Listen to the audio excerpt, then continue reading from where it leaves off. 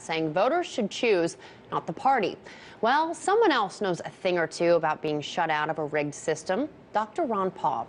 The former Texas congressman and host of the Ron Paul Liberty Report joined me today to talk about Rule 40B. The rule states that the nominee must have the majority of delegates in a minimum of 8 states to win the nomination. Well, back in 2012, it was just enough to keep then Republican candidate Dr. Paul from creeping in on party favorite Mitt Romney at the convention. Well, Dr. Paul and I discussed 40B and its implications today. Take a listen. Well, it looks like it's working out pretty good for confusion. It's annoying the Republican Party, and it looks like they are going to want to change the rules according to what they need. So I suspect that's what they'll try to do, but it won't go smoothly, that's for sure. Change the rules according to what they need. Change the rules according to what they need. So I suspect change the rules. Change the rules. Well, when it came about back in 2012, what did you think when that struck as a way to sort of prevent you from encroaching on Mitt Romney? A lot of people were very angry about it. Yeah, and I was upset about it, but didn't want to waste too much energy being angry because I figured this is the way the system works. It's a rotten system, rotten system. And I see elections as so much of a charade. You know, and it's so much deceit goes on, and that was part of it.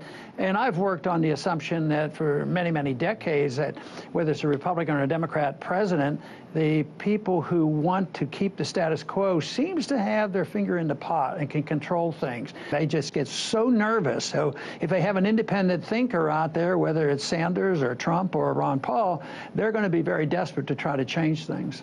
Well, exactly. That's what we're seeing, a lot of scrambling behind the scenes, which is very obvious. Now, with Sanders and Trump both talking contested conventions, especially this week, it's a very hot topic.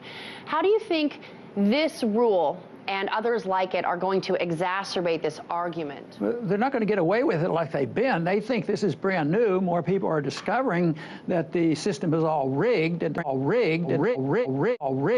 the voting is just pacification for the voters, and it really doesn't count.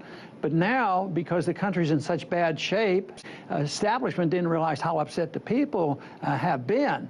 So if they go to super delegates again, like it has, or going to changing the rules like they have in the past, the people will think, well, this is brand new. They're just starting to do this because we're making inroads. But that's the way the system has worked. You know, we sort of introduced them to what was going on 4 years ago, but now the American people are waking up. Waking up. The American people are waking up. That doesn't mean that the people who are on the receiving end of this abuse all of a sudden have answers to our problems, but the political answers of control, who has the power, that is becoming a big issue. And I think it's great that the American people are waking up and that it's the process that they have to deal with.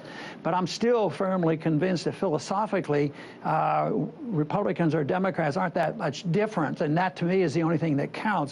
Do you feel like we can credit Donald Trump with bringing the attention to the electoral process and maybe starting this conversation, and Bernie Sanders as well?